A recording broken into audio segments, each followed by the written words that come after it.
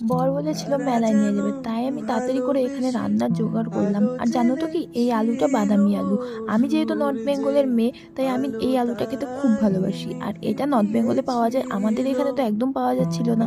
তারপরে যখন বাড়িতে গেছিলাম তখন বাবা এটা কিনে দিয়েছিল।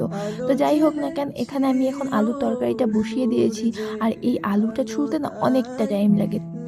গিয়েছিল নিজের আমার জানো তো সেদিনকার হাতেও ব্যথা ছিল। আমি ভাবছিলাম কত তাড়াতাড়ি আর করা যাবে, যতটা তাড়াতাড়ি পারবো করব।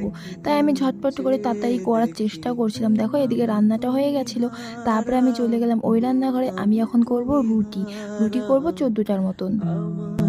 প্রশ্ন করে নীল বিয়ের আগে এরকম হতো যে বাবা খালি বলতো চল মেলায় যাই, খালি জামা কাপড় পরে রেডি হতাম। আর এখন রান্না বান্না রেডি করে তারপরে মেলায় যেতে হয়। যাই হোক না কেন, পরে আর মেলায় যেতে পারিনি। জবা